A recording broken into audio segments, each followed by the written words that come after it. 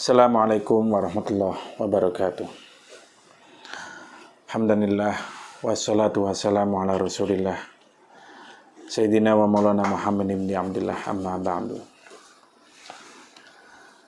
Para pemirsa,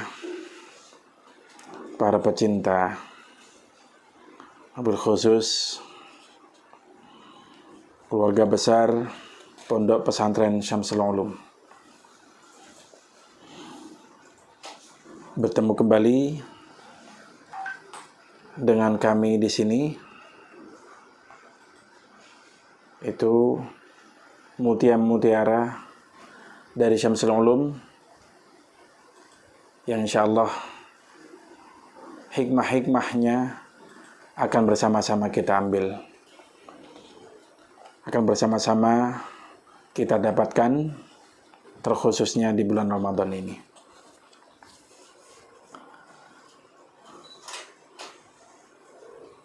Berpuasa yang wajib bagi seluruh umat muslim adalah puasa Ramadan. Selain ada puasa nazar, juga Ramadan suatu kewajiban yang harus dilaksanakan bagi seluruh muslim, baik laki-laki ataupun perempuan.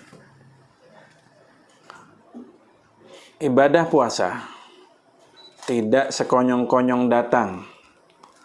Namun, ibadah puasa sudah sejak dahulu dilakukan sebelum Rasulullah SAW diutus menjadi seorang Rasul.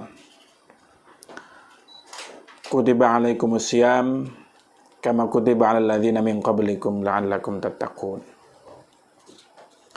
Namun dalam hal ini kita ingin mengupas, kita ingin membahas kaitannya berpuasa Ramadan khususnya dengan psikologi, dengan kejiwaan, dengan mental. Ada banyak catatan beberapa ahli psikologi, beberapa pakar psikolog, mereka memberikan catatan mengenai berpuasa dan faedahnya atau pengaruhnya terhadap mental.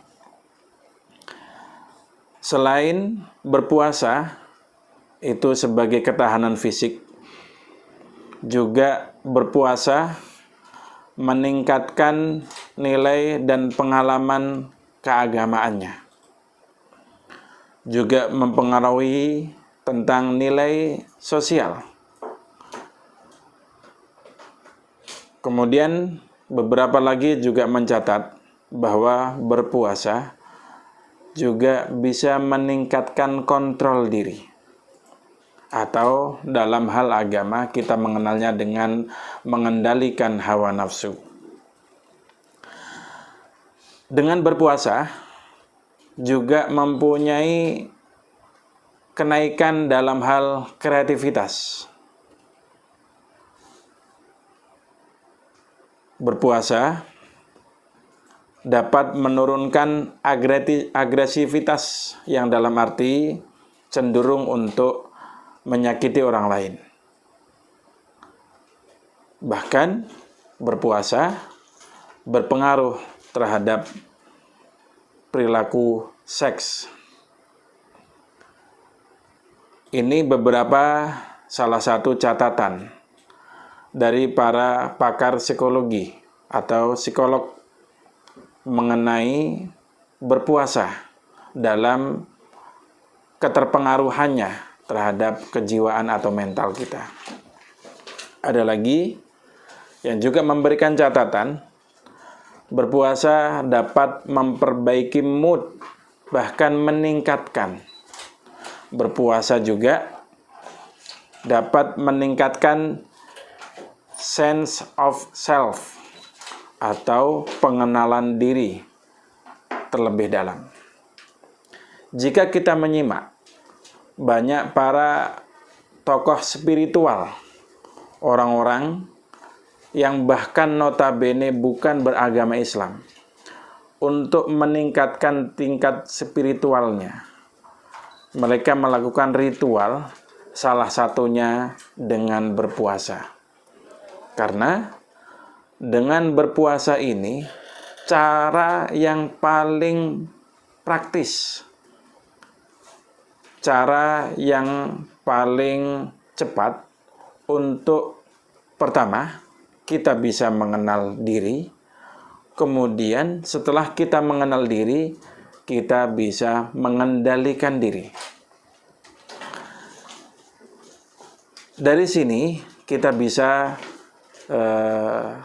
mempelajari bahwa betapa berpengaruhnya berpuasa ini terhadap kejiwaan atau mental kita.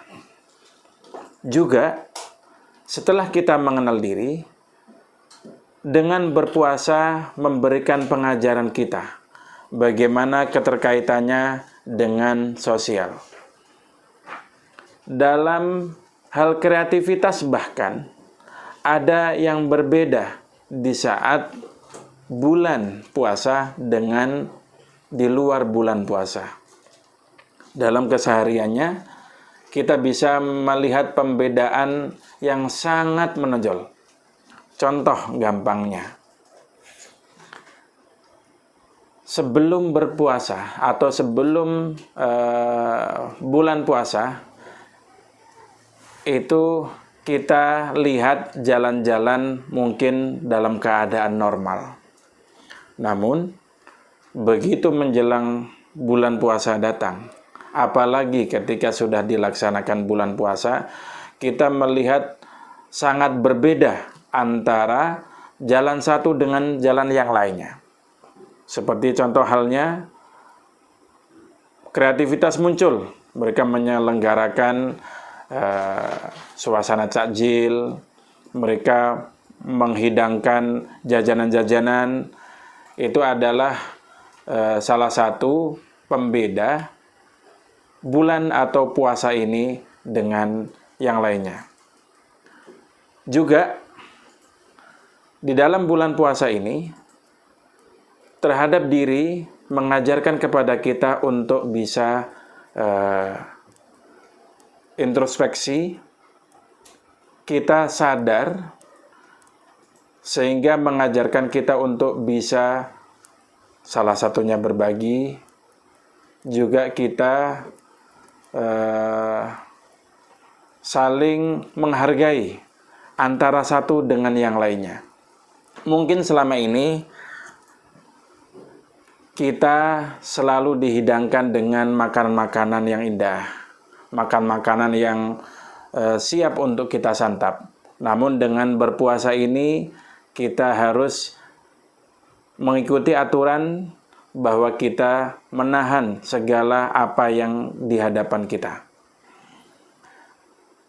Sehingga dalam pelajaran ini kita bisa merasakan betapa orang lain di saat tidak ada makanan, di saat tidak ada sesuatu yang dapat untuk dikonsumsi, mengingatkan kepada kita untuk bisa tenggang rasa, untuk bisa saling peduli kepada yang lainnya. Namun, meskipun dalam mengamalkan ibadah puasa ini, kita dituntut untuk mengikuti aturan-aturan yang sudah dijelaskan di dalam agama. Sejak terdengar azan subuh sampai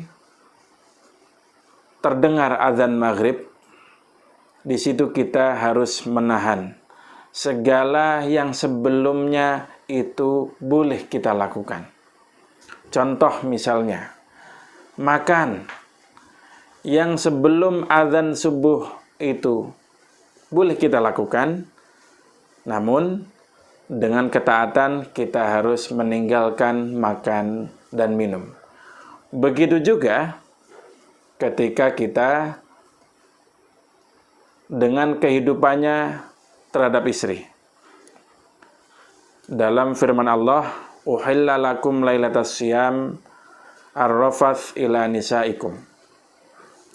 dihalalkan bagi kalian di malam puasa untuk ar-rafathu ila nisaikum, untuk menjadikan istri-istrimu atau mendatangi istri-istri kalian semua.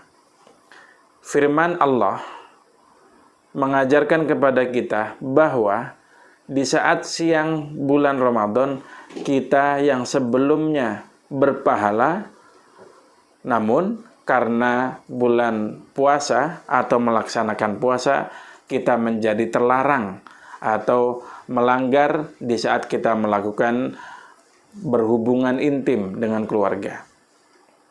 Meskipun demikian, jangan sampai ketika kita melaksanakan puasa, lantas kita tidak mempedulikan tenggang rasa tadi itu. Karena dari puasa sendiri kita diajarkan untuk sadar diri, mengingat diri, bahkan peduli kepada yang lainnya. Salah satu contoh, suatu ketika sahabat Rasulullah datang dalam kerumunan Rasulullah bersama sahabat yang lainnya. Wahai Rasul, saya menyesal. Ada apa? Saya menyesal, wahai Rasul. Hari ini saya telah berbuat dosa. Dosa yang sangat besar, yang saya tidak mampu untuk menebusnya. Dosa apa gerangan, wahai sahabatku?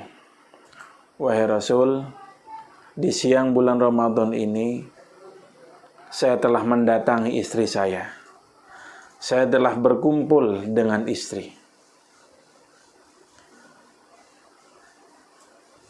Rasulullah lantas menjawab, kalau begitu, engkau harus membayar kifarat sebagai penebus pelanggaran atas tindakan yang engkau lakukan di siang bulan Ramadan ini. Apa itu, wahai Rasul? Engkau merdekakan budak. Wahai Rasul, dari mana saya mampu untuk memerdekakan budak? Sementara saya sendiri dalam keadaan tidak punya, wahai Rasul. Kalau gitu, engkau puasa 2 bulan berturut-turut. Wahai Rasul, bagaimana saya kuat untuk melakukan puasa 2 bulan berturut-turut? Ini 1 bulan saja belum genap, saya sudah tidak kuat, wahai Rasul. Kalau begitu, engkau berikan makan terhadap 60 orang miskin. Wahai Rasul, saya tidak mampu melakukan itu. Bagaimana tidak? Di antara 2 gunung di Madinah ini, tidak ada orang yang lebih miskin daripada aku, wahai Rasul.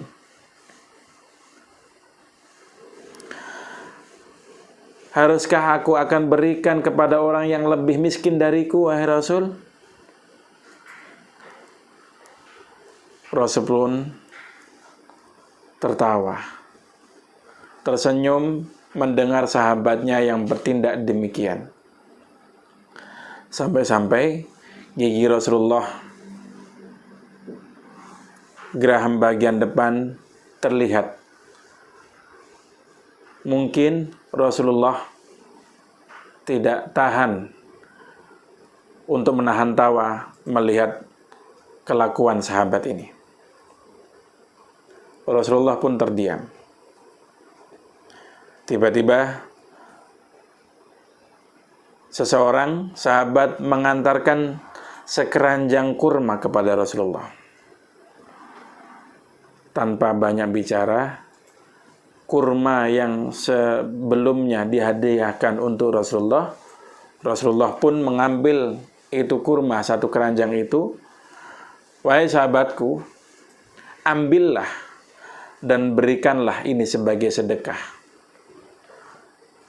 Kepada siapa wahai Rasul? Gak ada lagi orang yang lebih miskin dariku. Udah, bawa pulang. Beri makan keluargamu.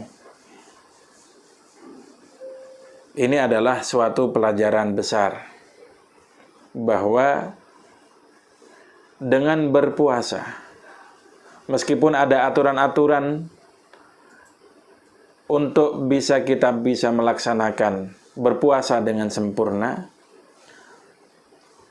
pun demikian, jangan sampai kita meninggalkan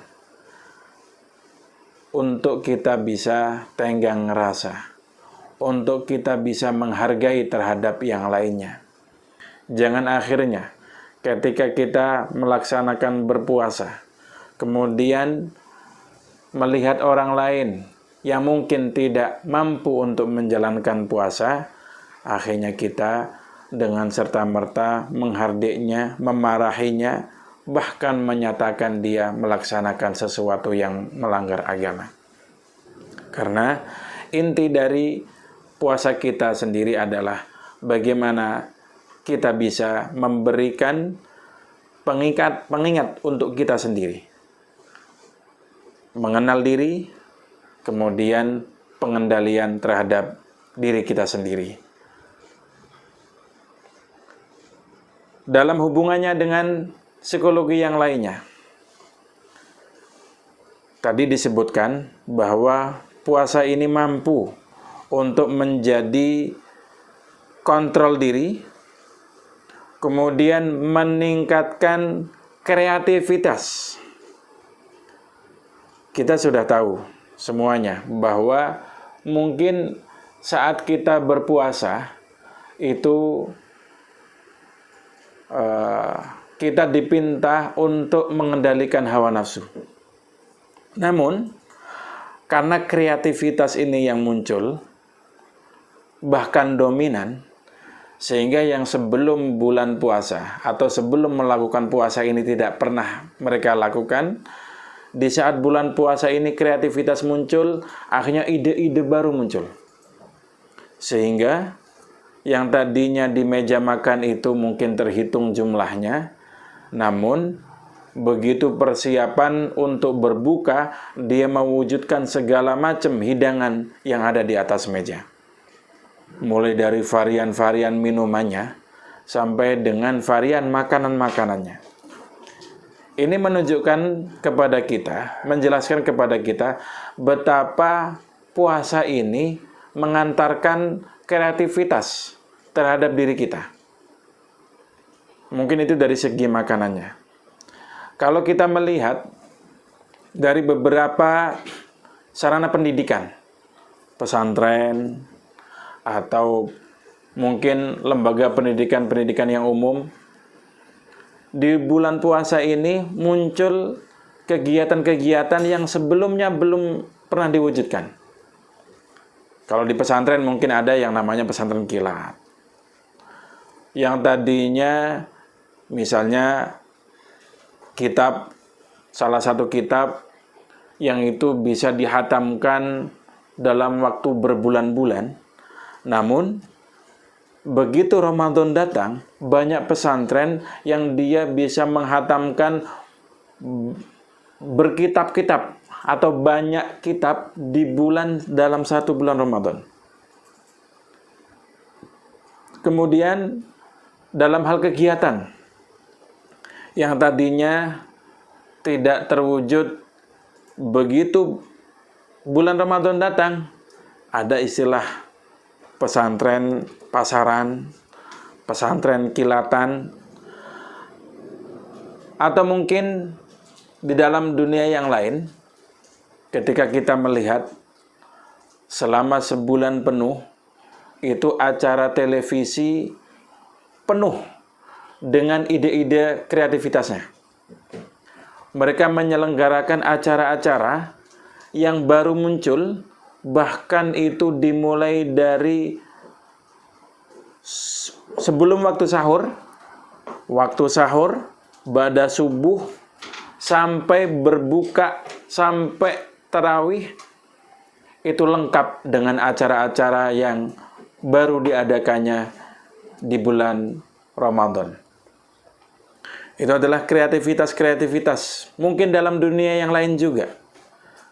Dan ternyata dalam kacamata psikologi, dalam kacamata mental, dengan orang melaksanakan berpuasa, ada